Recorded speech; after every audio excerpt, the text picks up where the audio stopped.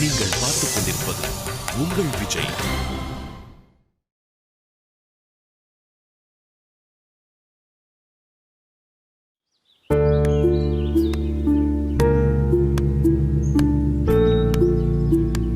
என்ன மதி?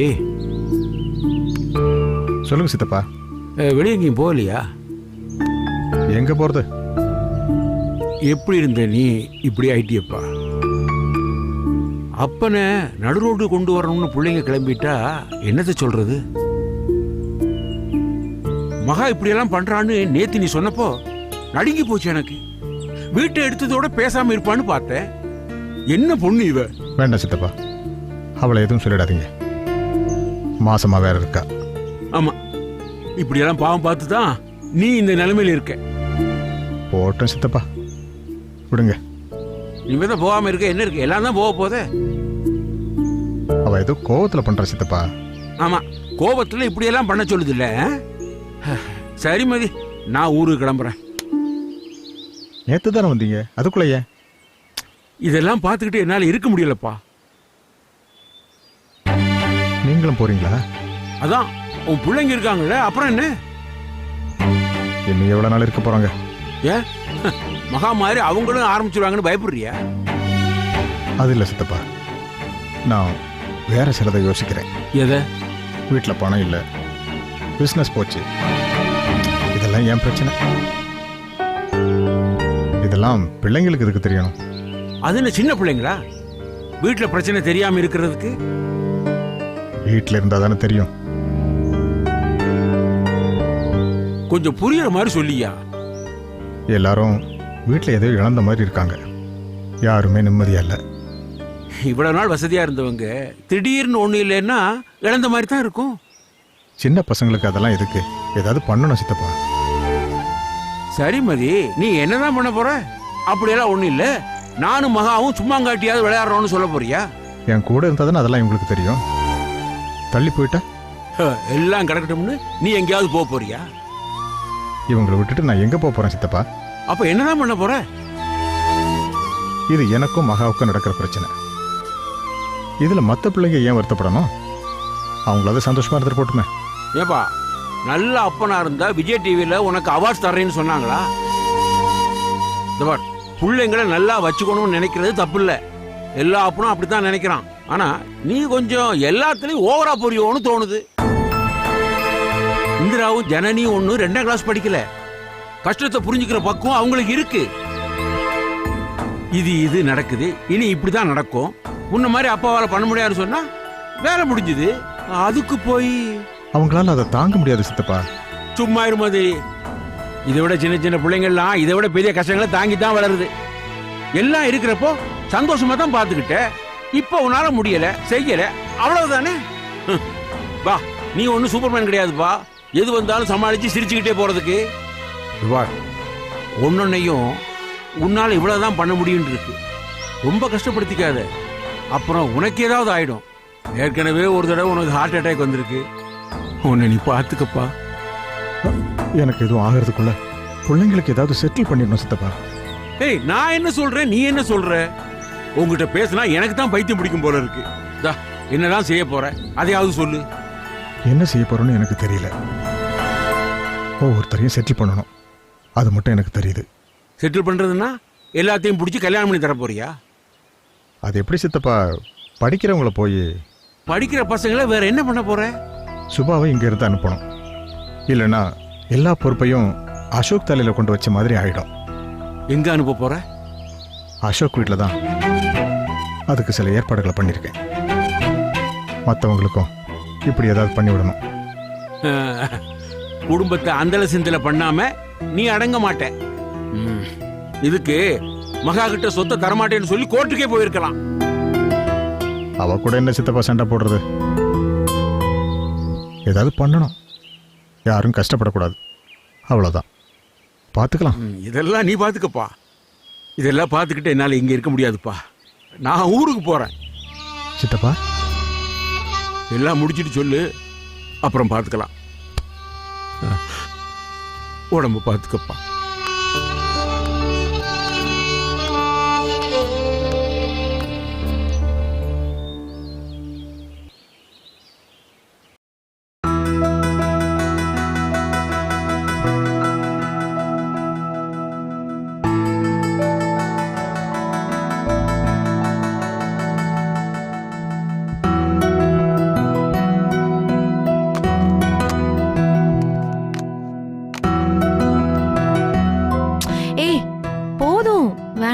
சாப்பிடு. ஏன் ஒரு மாதிரியா இருக்க மகா? இல்லையே, இப்பதான் நீ சரியாவே பேசுறதில்ல மகா. பேசிட்டு தானே இருக்கேன் பாரதி. எது? இப்போ ஒரு வாரத்தை 2 வாரத்துல பதில் சொல்றியே அதுவா? ஏன் இப்ப எப்பவுமே உருன்னு இருக்கிற? வேற எப்படி இருக்க சொல்ற? எப்பவும் பேசிக்கிட்டேவா இருக்க முடியும்? இருக்கிறது நம்ம 2 பேரு. நாமளே ஒருத்தருக்கு ஒருத்தர் பேசாம இருக்கிறது நல்லாவா இருக்கும்? அந்த வீட்டில் இருக்கும்போது கூட நல்லா இருந்துச்சு மகா. இவ்வளவு பெரிய வீட்டில் 2 பேரும் தனியா ஒரு மாதிரியா இருக்கு மகா. சாரி. ஏய், சாரிலாம் வேண்டாம். பேசாம இருக்கிறது உனக்கு எவ்வளவு கஷ்டம்னு எனக்கு தெரியும் மகா. ஏன் மகா இப்படி இருக்க? இல்ல, நான் வேற எதையோ யோசிச்சுட்டு சாரி. இங்க பாரு, ஏதாவது யோசிக்கிறேன்னா என்கிட்டயும் சொல்லு, சேர்ந்து சரி பண்ணிக்கலாம். அப்படிலாம் ஒன்றும் இல்லை. இந்த மாதிரி நேரத்துல நீ எப்படி இருக்கிறது ஒரு மாதிரியா இருக்கு மகா. இங்க பாரு, நான் என்ன பண்ணணும் மட்டும் சொல்லு, நான் பண்றேன். சாரி பாரதி, நான் எதையோ யோசிச்சுட்டு உன்னை நினைக்காம விட்டுட்டேன். ஏய், இப்போ நான் எனக்காக பேசல. நீ இப்படி இருக்கிறத பார்க்க எனக்கு ரொம்ப கஷ்டமா இருக்கு மகா. நம்ம பாப்பா ஒரு சந்தோஷமான முள்ள பிறக்கணுமா? இப்படி சோகமா இருந்தா அவளும் வருத்தப்படுவாள். ஹேய், பெண் குழந்தைன்னு முடிவே பண்ணிட்டியா? ம், உன்ன மாதிரியே ஒரு பாப்பா. அப்படியா? ம், இதே முகம், இதே ஹைட்டு, இதே தலைமுடி, இப்படியே. பிறக்கும் போதே குழந்தைங்க இவ்ளோ ஹைட்டாவா பிறக்கும்? ஜோக்கா? சிரிப்பே வரல மகா. இப்பதானே உருன்னு இருக்கேன்னு சொன்ன. ஜோக் அடிச்சா சிரிக்க மாட்டேங்கிற? ஜோக்கு மாதிரியாவது இருக்கணும். ரொம்ப பேசுற பாரதி நீ. சரி வீடு குறைச்சுக்கிறேன். உடனே கால்ல விழுந்துருவியா? உன் கள்ளத்தின விழ போறேன்.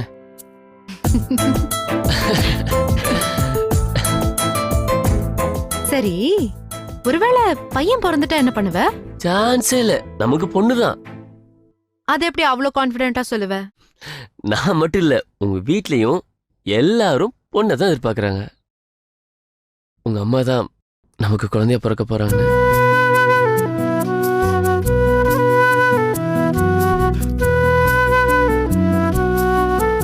நானும் அதை நினைச்சுக்கிட்டே தான் இருக்கேன் பாரதி. இங்க வந்த பிறகு அம்மா ஞாபகம் நிறைய வருது. அவங்க பக்கத்திலேயே என் கூட இருக்கிற மாதிரி ஒரு ஃபீல். எப்பவும் ஃபீல் பண்றேன் அந்த பிரசன்ஸ். நல்லது தானே?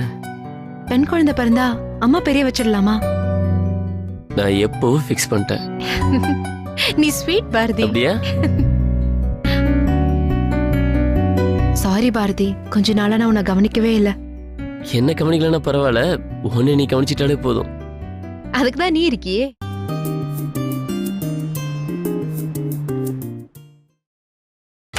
நீங்கள் பார்த்துக் கொண்டிருப்பது உங்கள் விஜய். ஆபீஸ்க்கு அந்த வீட்டை விட இங்க இருந்து போறதுக்கு எக்ஸ்ட்ரா 20 மினிட்ஸ் ஆகுது. ஏய், 2 கிலோமீட்டர் தானே அதிகம். அவ்வளவு நேரம் ஆகுமா என்ன? 2 சிக்னல் இருக்கு. காலையில வந்து பாரு, அவ்வளோ டிராபிக் ஜாம். நான் பீக் அவர்ஸ்ல வெளியே போய் ரொம்ப நாள் ஆச்சு. எல்லாமே மறந்து போச்சு. எப்படி வீட்டுக்குள்ளேயே உட்கார்ந்துட்டு இருக்கேன்னு எனக்கு தெரிய மாட்டேங்குது. ஏன் உன்னால சுபா? முடியாதா? அசோக் எங்கம்மா? அப்பா மேல இருக்காருப்பா. கூப்பிடு.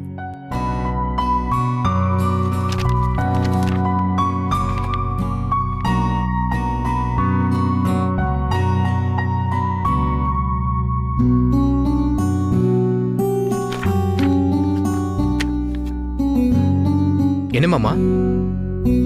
என்ன முடிவு பண்ணிருக்கீங்க அசோக்? எதை பத்தி? உங்க வீட்டுக்கு போறத பத்தி.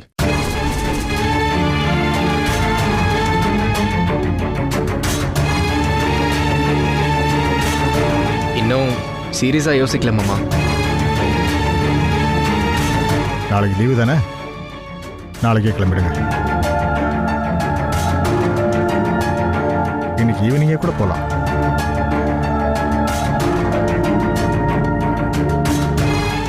நான் உங்க அப்பா கிட்ட பேசிட்டேன். இவ்வளோ அவசரமா எதுக்கு மாமா? ஏற்கனவே எல்லாம் பேசிட்டேன் அசோக். திரும்ப இதை பத்தி இருக்கு. இந்த நேரத்துல உங்களை விட்டுட்டு போறது தப்பு இல்லையா மாமா? அதை நீங்க யோசிக்க வேண்டாம், அதை நான் பார்த்துக்கிறேன். அசோக், நீங்க பார்த்துட்டு இருக்கிற ரெஸ்டாரண்ட் வாங்கும்போதே உங்க பேர்ல வாங்குனது நல்லதா போச்சு. இதாங்க.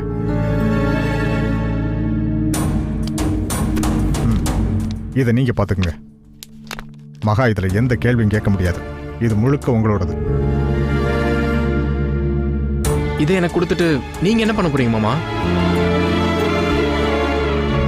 அதை நான் பார்த்துக்கிறேன் அசோக்.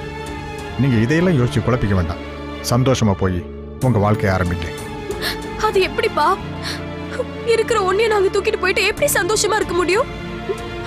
அப்போ வீட்ல மத்தவங்க எல்லாம் ஏமா, அதை நான் யோசிக்காம இருப்பேனாமா? எல்லாத்தையும் நான் பார்த்துக்கிறேன். அவங்களுக்கு என்ன பண்ணணும்னு எனக்கு தெரியும். அப்பாவை நம்புங்கடா. நாங்க எங்கேயும் போல. எது நடந்தாலும் சரி, இங்கே இருக்கோம்ப்பா. சுபா, தப்பு சுபா. இந்த பிரச்சனையெல்லாம் தூக்கி போடு. இப்படி யோசிச்சு பாரு. இவ்வளவு நாள் அசோக் நம்ம கூடவே இருந்துட்டாரு. அவங்க வீட்டுல அவர் ஒரே பையன். அவங்களுக்கும் இவர் கூட இருக்கணும்னு ஆசை இருக்கும்லம்மா. 2 பேரும் அங்க போய் இருக்கிறதா சரி. நான் அவங்க கிட்ட பேசிட்டேன். உங்களை நல்லா பார்த்துப்பாங்க. நான் போறேன். ஆனா இந்த ரெஸ்டாரண்ட் எனக்கு வேண்டாம் மாமா. நீங்களே வச்சுக்கங்க. அப்படின்னா நான் போறேன். இல்ல அசோக், இது மனசார நான் உங்களுக்கு தர்றது. என் கூட இத்தனை நாள் இவ்வளவு கஷ்டப்பட்டதுக்கு நான் இதை கூட செய்யலைன்னா என் மனசு கேட்காது. இது இருக்கட்டும்.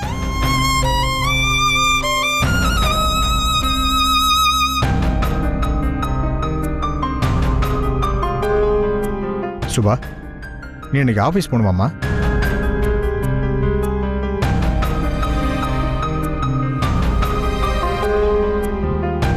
முடிஞ்சா லீவ் போடுமா. இன்னைக்கு ஈவினிங்கே கிளம்பணும்ல. 2 பேர் திங்ஸையும் எடுத்து வச்சிரு. வேற என்ன வேணும்னு கேளு, நான் பாத்துக்கிறேன். அப்பா, வேற எதுவும் வேண்டாம். இங்கே இருக்க சொல்லுங்கப்பா.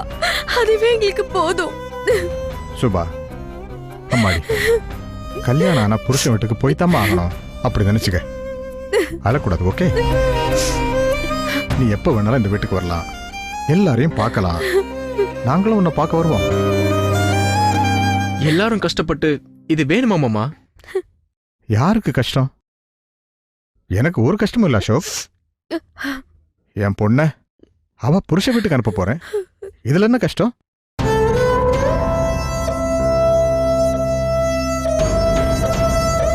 உங்க அப்பாவும் அம்மாவும் அங்க எவ்வளவு சந்தோஷமா இருக்காங்க தெரியுமா? சந்தோஷமா போனோம் 2 பேரும்.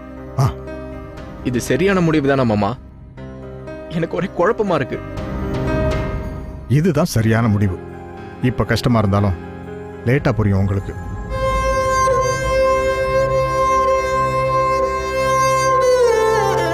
போங்க, போய் கிளம்புறதுக்கான வேலையை பாருங்க.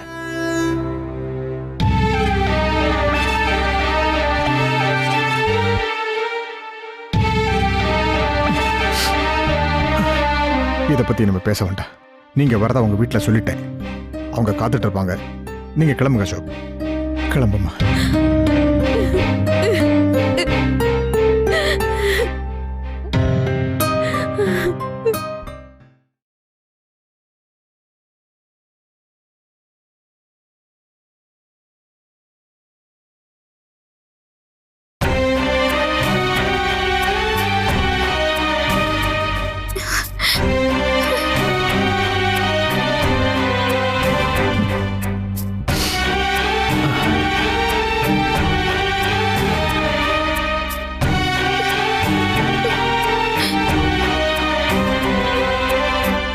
சுபா எங்க அசோக்? வந்துருவோம் மாமா.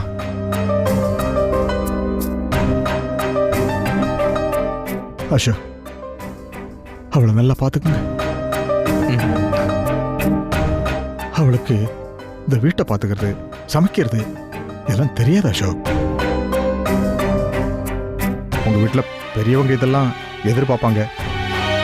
நீங்க தான் அவங்க கிட்ட சொல்லி. அவங்க தான் கூட இருக்க போறது இல்லையே. நான் பாத்துக்கிறேன் மாமா.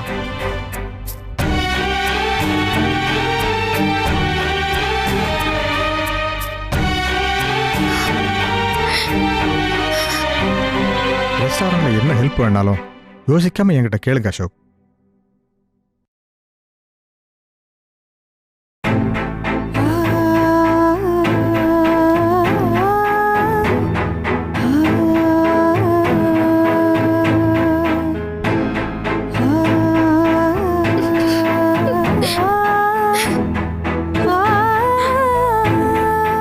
அம்மா, புது வீடு, புது சொந்தம், சந்தோஷமா இருக்கணும்டா. அப்பா அப்பா நாங்க போகல.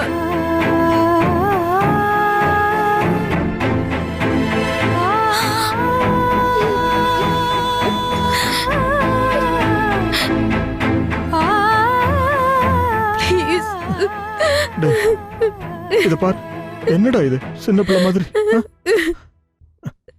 எங்க பாருமா, அழக்கூடாது, அழக்கூடாதும்மா. நம்ம வீட்டில் இருந்த மாதிரி ஃப்ரீயா இருக்க முடியுமான்னு தெரியல. எப்படி இருந்தாலும் இனி அதுதான் உன் வீடு. அட்ஜஸ்ட் பண்ணி போகணும் சுபா.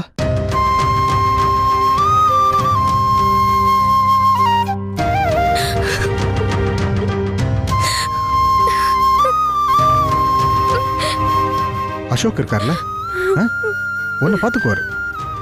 ஈகோலாம் இல்லாம சந்தோஷமா இருக்கும். சரியா?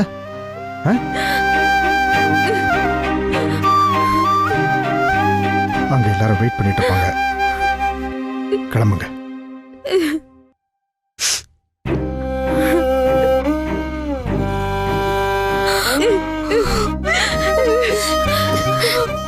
ரொம்ப மிஸ் பண்ண வேண்டிய உங்களை.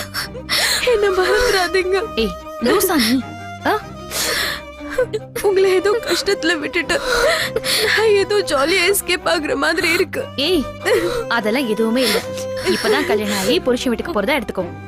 ஒண்ணும் இல்ல, நாங்க அடிக்கடி அங்க வர போறோம், இல்ல டெய்லி பேச போறோம். அப்புறம் என்ன? நீ இப்படி திடீர்னு கிளம்புவேன்னு நினைக்கவே இல்லை தெரியுமா? இந்த அப்பாவுக்கு என்ன ஆச்சு? ஏன் இப்படி பண்றாரு?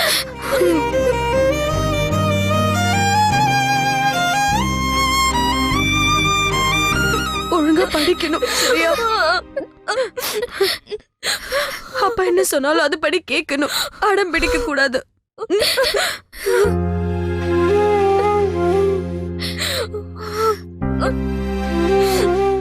இந்திரா, போன் பண்ணா எடுக்கணும்.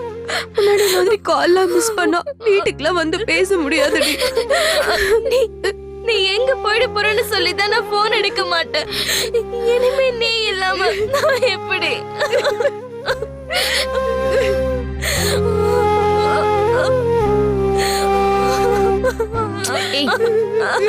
போத நிறுத்துங்க. அவ இதே சென்னையில தான் இருக்க போறா. எதுக்கு இவ்வளவு அழறீங்க? அவளை சந்தோஷமா போடுங்க. கணத்துல சுச்சி.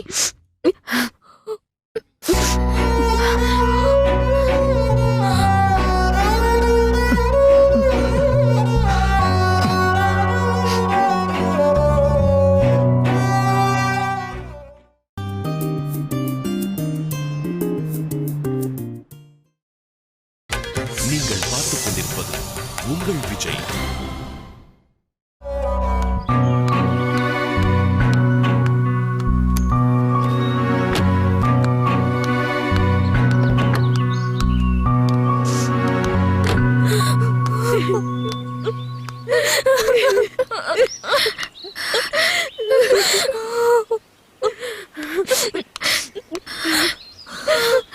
நான் வரேன் சுச்சி.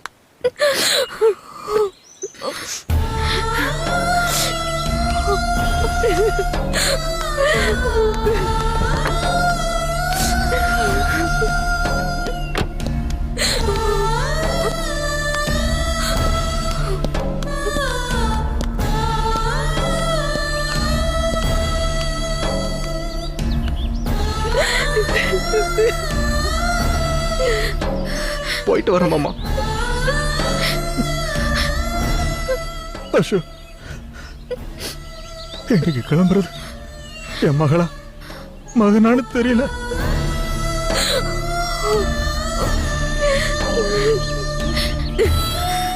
எனக்கு இந்த வீட்டுல நீங்க பெரிய இடம் கொடுத்துருந்தீங்க மாமா.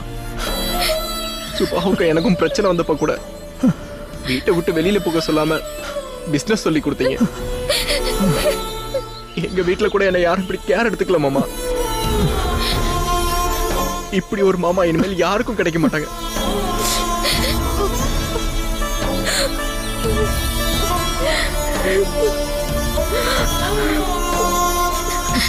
இப்ப கூட எனக்கு போறதுல இஷ்டம் இல்ல. எப்ப நீங்க கூப்பிட்டாலும் திரும்ப ஓடி வந்துருவேன்.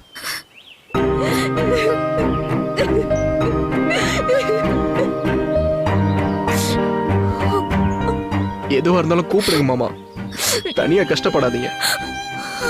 நான் ஒருத்தன் இருக்கேன்னு ஞாபகம் வச்சுக்கோங்க. 2 பேரும் சந்தோஷமா இருக்கு, அதுவே எனக்கு போதும்.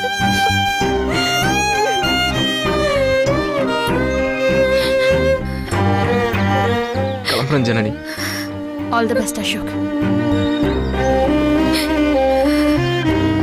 உனக்கு எதுவும் தனியா சொல்ல வேண்டாம், பாத்துக்கோ. உன்னை பத்தி யோசி, அடிக்கடி ஃபோன் பண்ணு. சரி. நீங்களா இல்லாம நான் எப்படி இருக்க போறேன்னு தெரியல.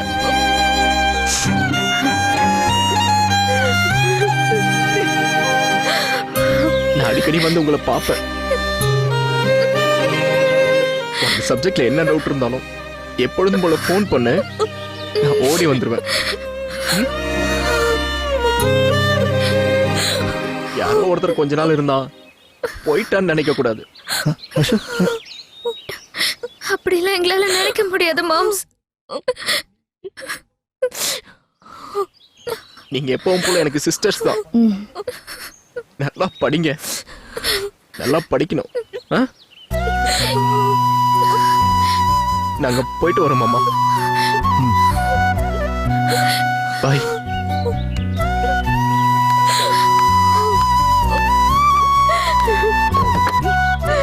Yeah.